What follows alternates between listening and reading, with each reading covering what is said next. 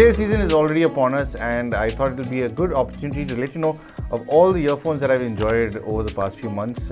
Some are new, some are older, but all of these do hold a very good place as an all-round set of earphones if you're considering buying one for yourself or even gifting it to somebody else. All these earphones range from as low as 3,500 rupees, and you can get them for as much as 9,999. So I'm sure there'll be a bit of a fluctuation in prices over the next few days or whenever there are any sales going on. So let's jump straight into how all of these earphones are built.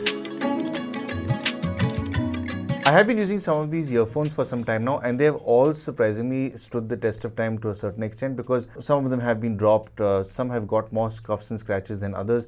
But I found that the most amount of wear and tear usually exists on the earphones and cases that have a glossy finish. I myself have never been a fan of any cases or earphones that are glossy, but a lot of manufacturers are still choosing to take this route. The sets that have a matte finish have of course aged much better. In fact, they do look pretty new compared to some of the glossy cases that tend to look a year old even after just 3 months of use. The earphones or cases that I have dropped usually don't look as bad if it's a matte finish compared to the glossy one. The matte cases tend to just change color slightly in the area that has impacted the ground or the surface that it has hit, whereas the glossy, it sticks out like a sore thumb. So I usually lean towards matte finished cases. All of these cases do have spring lids, except of course for the JBL Wavebuds, which just doesn't have a lid at all. So you can expect this to be a dust cup over time. It can pick up a lot of lint if you leave it in your pocket or in your bag. So you can expect maybe some issues with this in the long run, but I haven't heard of any people having any issues with this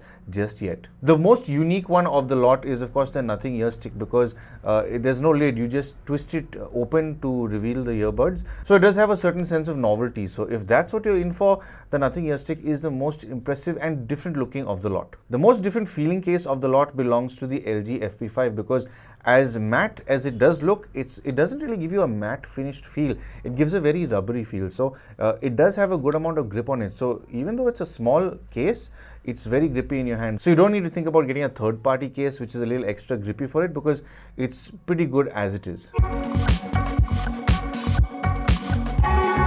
On a feature front, all of these earphones are very similar because they have come out over the last year or year and a half or so. So you can expect these to have Bluetooth version 5.2 and Bluetooth version 5.3. Not all of them have wireless charging. That would only go towards the Nothing Ear 2 and the Earfun Air Pro 3. You can control all of these earphones via their independent apps, but a few of them don't get their own apps, like the OnePlus Buds Z2, which does need to latch onto the Hey Melody app, as well as the OPPO Enco Air 2 Pro and the OPPO Enco Air 3 Pro. Now, the Hey Melody app has come a very long way compared to what it was when it first started. So you do get a good amount of control via the Hey Melody app, but there are a few things that you can't do. Like, for example, I do like to have the auto in-ear detection off whenever I'm using a set of earphones for comparisons, but I can't switch it off via the Hey Melody app for the OPPO, whereas I have heard from some of my viewers that you can switch it off whenever you're using an OPPO phone. But of course, you can control all the other earphones via the apps. Now, the ones that should get a special mention are the Nothings, because you can get into terrific detail to fine-tune the sound within these apps. And the absolute opposite of the spectrum is the Yamaha TWE3B, because it has a very simple app, because Yamaha doesn't want you fiddling around with an app. It doesn't want to pull your attention into that. Rather, they've focused more towards how the earphones sound, and I'll speak about that in the chapter about sound. All of the JBL earphones also get their own app. It's called the JBL Headphones app, which does get pretty detailed. You can customize your gestures and so on, like you can with the other earphones. So it's worthwhile going into the app to fiddle with it and to see exactly how it works for you. Not all of these earphones have active noise cancelling. The JBL Wavebuds and the Wavebeam are passively isolated, so don't expect active noise cancelling there. And the Nothing Ear Stick also does not have it, since it does have an open design. So it's bound to let in a lot more noise than the JBL Wavebuds and Wavebeam. The Yamaha E3B also doesn't get active noise cancelling, but I found with all the earphones I've used that have just passive isolation, the Yamaha E3B has a terrific amount of it, because I have used it while walking on the road, and usually when you have earphones that don't passively isolate very well, you tend to crank up the volume to drown out your surroundings. But with the E3B, I found myself not going above 30 or 35% volume because there was no need to try and compensate for the outside world. So the best passive isolation I've heard is on these in particular. And when it comes to the active noise cancelling, all of these perform very similarly. They do a pretty good job of eliminating droning noises, especially from your fan or AC motors or traffic nearby. But the ones that actually do a pretty good job, I'd say, are the Nothing Ear 2s. But what does slightly better than them is the OPPO Enco Air 3 Pro as well as the Realme Buds Air 5 Pro. Now, it's a very close match between these two. Both of them perform really well, but it is the Realme that has a wider band of suppression. So, the OPPO has a limited range where it's, let's say, capturing about that much of noise that's bleeding or that much of droning noise, whereas the Realme matches that and supersedes it as well, because there's a higher range that bleeds in with the OPPO when you've got the active noise cancelling on max, whereas the Realme manages to isolate even that. Now, no doubt, active noise cancelling will not eliminate absolutely every sound. Some noises do bleed in for certain, but the Realme is the very best at handling the active noise cancelling here. The other earphones like the Earfun or the JBLs do a good job. It's not that they're lacking, it's just that they're not as aggressive as the OPPO and the Realme are. So if you are sensitive to how active noise cancelling works,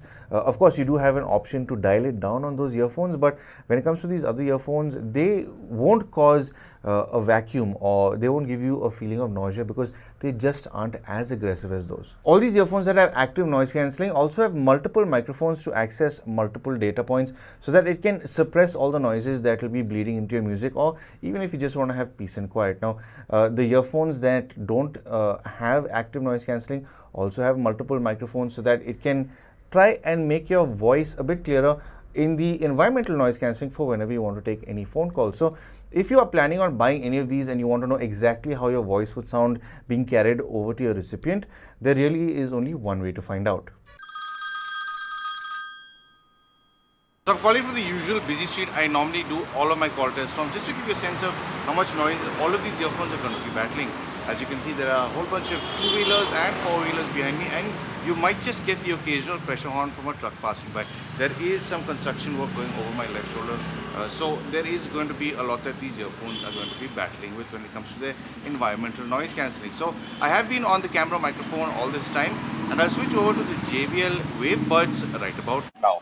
So this is the audio quality you can expect to carry over to your recipient when it comes to taking any phone call. This is the most busy setting you can have a conversation at. Now, all these earphones are bound to do significantly better when they're in a better controlled environment. So whether you're at home or in your office, these will perform a bit better. So this has been the demo for the JBL Wave Buds, and I'll shift over to the JBL Wave Beam microphone right about now. So this is the audio quality you can expect the Wave Beam to carry over to your recipient. I'm not too sure if there's much of a difference between the Wave Buds and the Wave Beam, but you'd be the best judge to see that because these have been back to back when it comes to their audio recording. And this is pretty much the demo that gives you the example of how these will carry your sound over to your recipient. So I will move on from these earphones to the Realme Buds Air 3 right about now. So in the past, I've never really liked the way these earphones sounded. In fact, Realme had a lot of work to do with these. They didn't really sound the best in their price range. I did prefer how some other earphones sounded, but I think Realme has done that with the newer generation version, which we'll get to. So this will be the sound demo for the Realme Buds Air 3, and I'll switch over to the OPPO Enco Air 2 Pro right about now. So these earphones I have always liked. I've had a soft spot for these for many other reasons, not just the call quality. And this is, of course, the demo for the OPPO Enco Air 2 Pro. It has done pretty well with call tests in the past, and generally as an overall rounder, in fact, I've left on many accounts. So this is pretty much how you can expect your voice to carry over your recipients with this set of earphones. And of course, you are sitting the reviewers, so you can see which set of earphones will suit you best. And I'll switch over to the Yamaha TWECB right about now. So this is, of course, the audio you can expect to carry over. There is a certain amount of environmental algorithms going on with this set of earphones now. I don't think it's the best out there. Yamaha hasn't exactly tuned this specifically to be great at phone calls, but its strengths do lie elsewhere, which I'll talk about a little later. But this is pretty much how you can expect your voice to carry over to your recipients with this set of earphones in particular. If you do need to take a call with these, no doubt it will sound better in a controlled environment like at your home or if you're in office. And now I'll switch over to the nothing ear stick. I hope better move out of the way. It looks like it's drizzling a bit. And I'll switch over to the nothing ear stick. Now, all the earphones I've used have had passive isolation and some have had active noise cancelling. So that's been a bit easier for me to listen to because I wasn't hearing all this noise. Right now, I am hearing a lot of this noise, which does make it a little unpleasant for me. So you have to keep in mind when you're using this set of earphones, there will be a lot of noise bleeding in which can't be helped since there is no seal. So this has been the sound demo for the Nothing Ear Stick, and I'll shift over to the OnePlus Buds Z2 right about now. So the OnePlus Buds Z2 has actually been in the market for quite a while now. I'm surprised that there's no refresh and the fact that this is still in the market. But I remember this doing fairly well, at least for its time, up against all the other earphones. So uh, I don't know why OnePlus hasn't yet rejected them. We might be in for a refresh anytime soon and hopefully something considerably better. So this has been the demo for the Buds Z2, and I'll switch over to the Realme Buds F5 Pro right about now. So when it came to my in-depth review of these, I was quite blown by how great these did with their call quality in particular, because the previous generation, like I said, the Buds Air 3 weren't anywhere close to this. They've done a terrific job with this. Realme really has upped their game when it comes to the call quality. In fact, I think these do better than the OPPO Enco 3 Pro, which wasn't expected originally, but here we are. Realme has pulled it off. And this has been the demo for the Realme. And I'll switch over to the OPPO Enco Air 3 Pro right about now. And if you can see back to back, the absolute difference between the Realme and the OPPO, there is a noticeable difference. OPPO just somehow, I don't know what they did. Even if they carried over the same audio quality that they had with the Air 2 Pro, I think these earphones would have been absolutely flawless. This is really the only thing that I haven't really liked with these earphones in particular. Their strength is not in their call quality, but of course, if call quality is important, you do have the option of the Realme as well as the previous generation of these Oppos in particular. So this has been the Oppo Enco H3 Pro, and I'll switch over to the JBL 230 NC right about now. So this is pretty much how you can expect your voice to carry over with these 230 NCs. I think they perform pretty well, at least when I reviewed them back during the in-depth review, they perform pretty well. And I generally did like these earphones. All in all, they're a good set of all-round earphones, and I think that these do stand up to the other earphones within its price range pretty well. So, of course, again, this will perform better in a more controlled setting. Something that these do have the option of is a voice aware feature when you're talking on your phone call. So you can choose to control how much of your voice feeds in so you can hear yourself. A lot of people do miss not having that with other earphones. I found that JBL is the only one who really has this option. So with any JBL earphones, you do that. You do have that option, which is a nice feature to have. So this has been the JBL 230 NC, and I'll switch over to the LG FP5 right about now. So these in particular haven't really been, I think, the best when it comes to phone call quality, but I've liked it with every other aspect. And I think it stopped drizzling. So I'll move back out where there's a little bit of light. Yeah, there you go. So yeah, I've not really thought that these were the best when it comes to its call quality, but its overall build, its overall finish do stand pretty well against other earphones. But of course, I do like it for how it sounds, which I'll speak about in the chapter about sound. And this has been the call demo for the LG FP5, and I'll switch over to the JBL Tune Beam microphone right about now. And I did like how this sounded in the in-depth review. It did fairly well with noise like this. I think it's a good performer. Overall, it does very well in every aspect, really. I've not really not liked it. There are other earphones that have sort of made me feel uncomfortable about them in certain senses, but not these in particular. They do fairly well. So this has been the JBL Tune Beam microphone test, and I'll switch over to the Earfun Air Pro 3 right about now. I've always liked these earphones on an overall front. Ever since I first got my hands on them, they are well known globally. In fact, I think they're trying to make their presence a little better known in this country, and I think it's got a lot going for it. So this is, of course, the sound demo for how the microphones will sound on this. Oh, hi, buddy.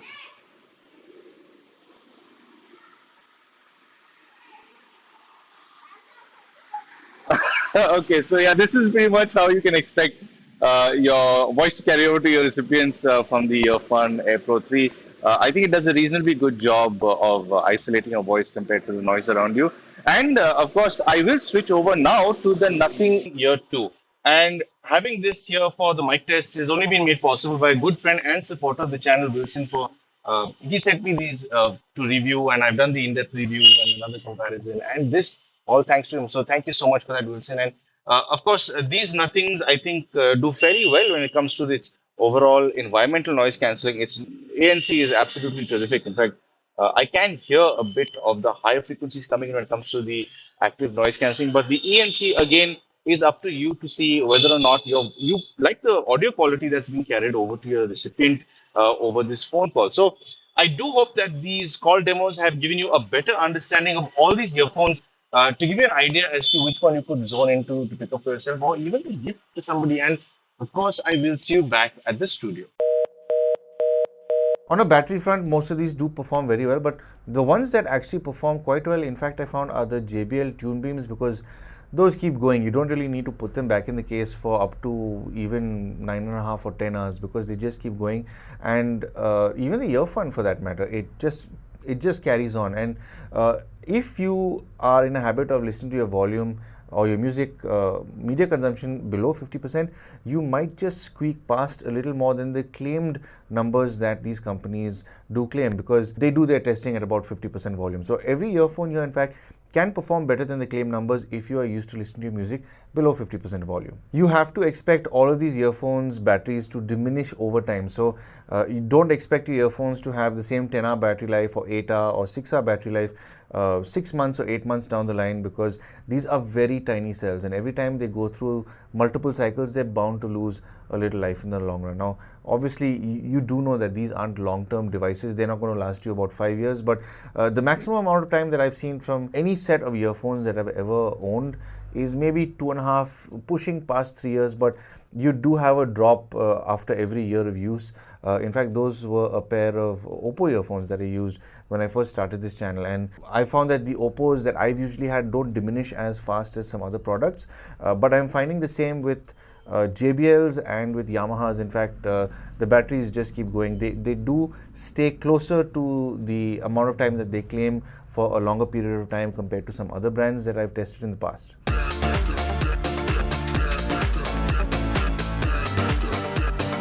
On a sound front, I think a lot of these earphones would gravitate towards different kinds of tastes in people, because all of them have a certain characteristic to them. So, starting off with the JBL Wavebuds and Wavebeam, I found myself liking the Wavebuds a bit more, and thinking that a lot more people will like them if they want a little heavier bass in their music in general, because the Wavebeam isn't as hefty in the bass when it comes to listening to any dance music. But where I do like the Wavebeam is when it comes to listening to slightly lighter music. So I found myself listening to a lot of acoustic tracks with the Wavebeam in particular. It's not the most enthusiastic when it comes to the bass region, but it is well enough defined to be able to enjoy it. Moving on to the OPPO Enco Air 2 Pro and the Realme Buds Air 3. These are two long-time combatants when it comes to their sound, because I think a lot of people did like the Buds Air 3 more than the OPPO for various reasons, and vice versa. Now, what I found between these two was that the Realme Buds Air 3 tended to sound a little more metallic. It was a little too high in the highs. It was a little too shrill in the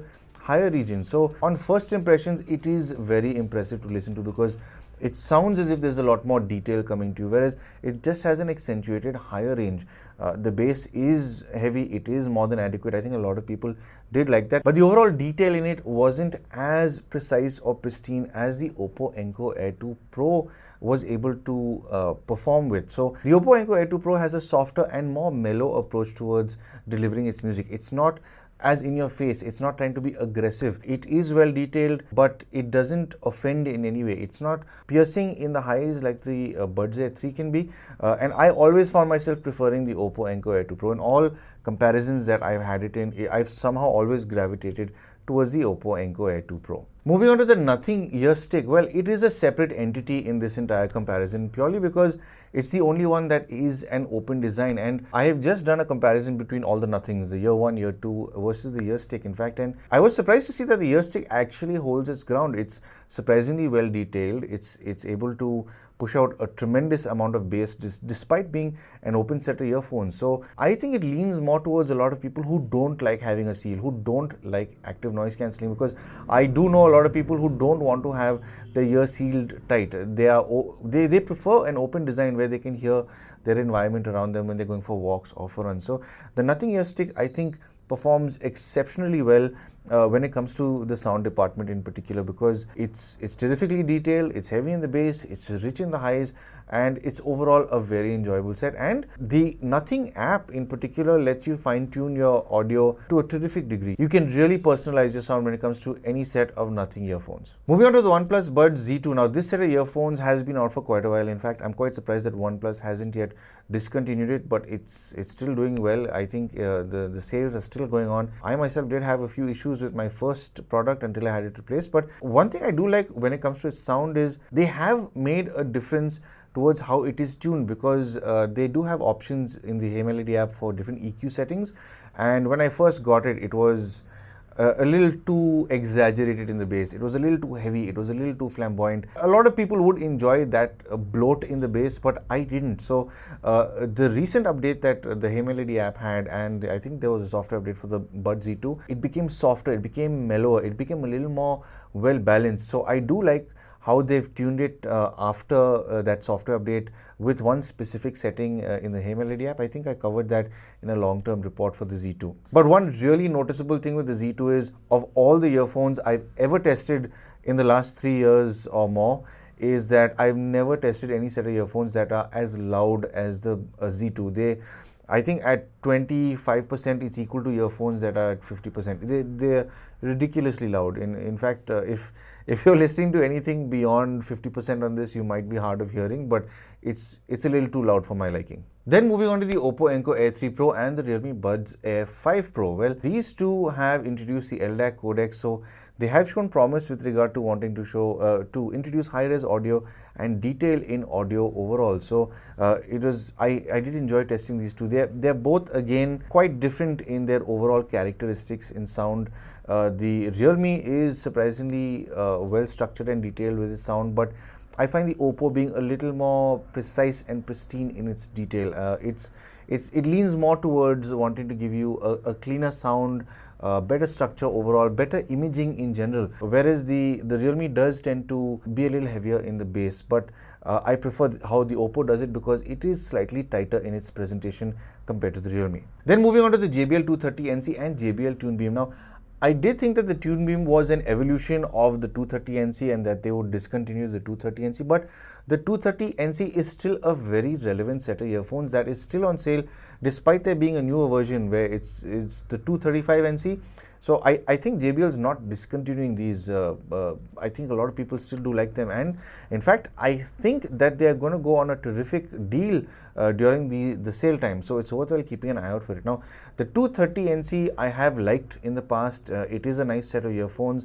In fact, I remember doing a comparison between the 230NC and the Nothing Ear 1, and I was quite surprised to see that the 230NC was able to deliver better detail than the Nothing Ear 1. Its bass was more enthusiastic, but at the same time it was able to be a little tighter instead of being bloated. The 230NC is an enjoyable set of earphones to listen to. So on a sound front, I'd say it's definitely a good set to own. But when you move on to the JBL TuneBeam, everything about it is an evolution. It's slightly better in certain places with its features and so on and so forth. But when you look at how they sound, the 230 compared to the TuneBeam has just leaped ahead of the 230 when it comes to its overall approach. It doesn't want to be loud and obnoxious. It wants to be well structured. It wants to be well defined. It wants to be able to give you the cleanest and clearest sound. I wasn't expecting this audio approach from JBL. I thought they just would have wanted a loudness and heavy bass, but the TuneBeam does sound very classy compared to the JBL 230NC. And if you do have the extra bucks to pick up the TuneBeam in particular, and you're a stickler for imaging and detail, and you want to enjoy the finest detail in your music, the small shimmers in your music, things in the background, vocals, the TuneBeam is the way to go between the two. Moving on to the LG FP5. In fact, this is one of the actual long-term earphones that I've been using. I use it every day, even if I'm just listening to it for about 5 or 10 minutes. I've genuinely enjoyed the LG FP5. In fact, I was very skeptical to buy it when I first did, because I've had a few viewers tell me, you need to pick this up, you need to review it. It was a slightly older product. I think it was about 3 months old when I picked it up. But out of the box, it was one of the most boring earphones I've ever heard. I genuinely thought I had wasted my money. But the magic didn't lie in how this was tuned out of the box. The magic was how it's tuned by Meridian, because you have to go into the app and you can activate the Meridian tuning. And once you switch that on, it's a world of a difference, because suddenly it just sounded so much more premium. In fact, as soon as you switch it on to the Meridian tuning, I think that maximum retail price is actually justified with the LG FP5. It's a terrific set to listen to. It's good fun to listen to. It's got great imaging. It's got terrific bass. There is a good amount of body in the bass. There's good richness in the highs, and the imaging is, of course, pretty sharp for a set of wireless earphones. So I've had no regrets picking it up. Now, a big issue with the LG FP5 is I don't think very many pieces are available on Amazon or Flipkart. It's difficult to find units right now, but I have seen a few places like I think Chroma, the online store, does have a few pieces left, and I think there are some good deals there as well. So remember to check everywhere before you commit to buying a set of earphones as well. And then moving on to the Earfun Air 3 Pro and the Nothing Ear 2. Well, both of these earphones surprisingly are very well matched, because detail wise both of them are pretty sharp. The Nothing Ear 2 offers you the LHDC codec, whereas the Earfun offers an aptX adaptive codec. So the LHDC will give you a higher bitrate, but overall, when it comes to the detail between these two, it's very similar, because the sharpness in anything you try to zone into is quite accurate with both of them. But I'd say the Earfun maybe is slightly warmer sounding than the Ear 2. The Ear 2 can tend to seem a little aggressive in the highs. In fact, I've preferred tuning the Ear 2 down a bit in the higher frequencies whenever I'm listening to it, because out of the box, it's a little too emphatic in the higher region, whereas the Earfun gets it just right. In fact, it's the first set of Earfun earphones that I've ever listened to, and I was quite taken with it, because I've had a lot of viewers tell me about it. It is a very nice set of earphones to listen to. They've tuned it terrifically well. In fact, when you listen to the Earfun for long enough, you can get a feel that the people working at Earfun are genuine music and audio enthusiasts. It is tuned very well. Things are just right. Things aren't overly exaggerated. I've always enjoyed listening to the Earfun for certain. And then if you've been paying attention to the order of earphones that I've been listing, you would have noticed that I haven't mentioned the Yamaha TWE3B just yet, and that is for a reason. I have climbed up this ladder to point out what sounds better, at least to me. The TWE3B is, I've compared it to the last few earphones that I've mentioned, and it just somehow does everything a little bit better. Its imaging is a little more focused. Its highs are a little better detailed. They're a little softer than being able to cut through your ear or hurt your ear. It's just right. The mid-range has terrific timbre. Your vocal tonality just somehow comes off as being more natural sounding than anything else. The bass isn't overly exaggerated. It's not even exaggerated. It's just right. It's almost as if you're listening to a band that hasn't yet gone through a mixer. Yamaha has always been obsessed with truer sound, and you can hear it through these earphones. And despite these being at the rate as they are right now, I think during the sales, it has been sold for a little lower than its MRP. I think it's well worth it. Of all the earphones that I've tested over here, all of them have a very typical stage, which is within a bubble in your head, and you have your dead center phantom channel and your left and right independent channels. So it's like these three channels exist. But with the TWE3B in particular, there's a proper sweep between these three channels, because you can place, if there's a guitar somewhere here, if there's a vocal coming from somewhere here, it's not just three channels, there's a proper sweep between these three. So it's a lot more enjoyable if you are particular about your music. And I think the people who will genuinely enjoy the Yamaha E3B are audio aficionados, music aficionados. In fact, I did plan a comparison between some IEMs that I have, affordable IEMs, compared to the Yamaha TWE3B, and when I compared them, there was a tiny difference between a wired set of earphones and these when it came to its presentation and detail. So in fact, I cancelled that review. I said there's no point doing this comparison because it wasn't worth making a video for. That's how much better the E3B is with its overall construct. Yamaha has very clearly focused on one thing and one thing alone, which is the sound of how these are. It's just all about sound, and I've always liked the way they sound, but I didn't think they'd supersede all the earphones here, because somehow, I compared them to the JBL and the Earfun and the Nothing. Everything was just more enjoyable.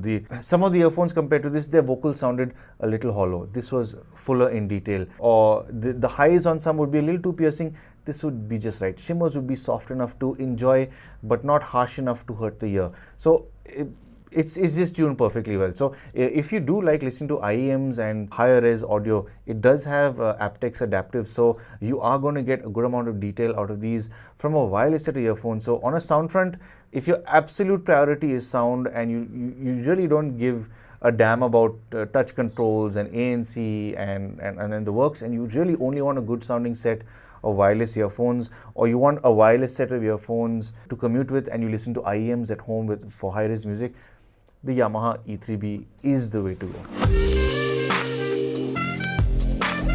So there you have it. These are all the earphones that I've thoroughly enjoyed listening to over the past few months. And of course, if you would want to see any of my in-depth reviews, I've got an in-depth review on each of these, and I'll link them down in the description below, so you can give them a look, because I go into a lot more detail when it comes to their sound especially. And how much do all of these cost? Well, at the time of recording it, I've left a piece of paper here. Let me read these out to you.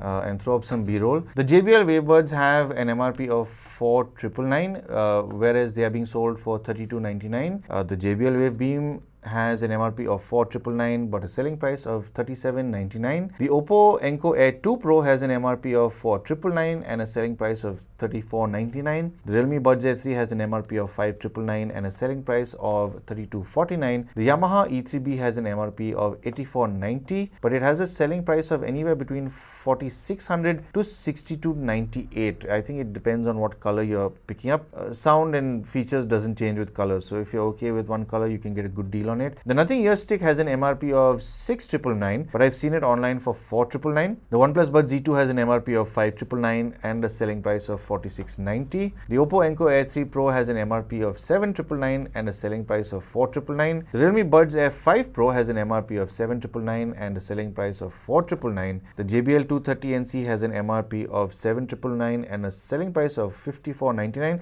but I think it is going for terrific discount during the sales. The LG FP5 has an MRP of 19,990 and a selling price of 8,990.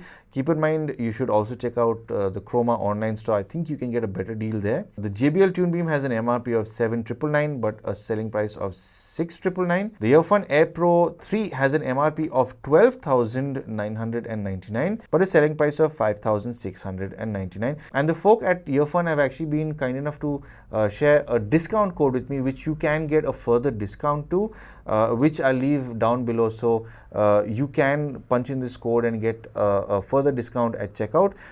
If for whatever reason this link doesn't work, try and purchase this from a website, because I think it has given trouble via the Amazon app on phones. So try buying it via a browser on your computer or through your phone. It should work that way. It has worked for other people. And of course, the Nothing Ear 2 has an MRP of 12,999 and a selling price of 9,999. So there you are. These are all the prices and pretty much what these earphones are about.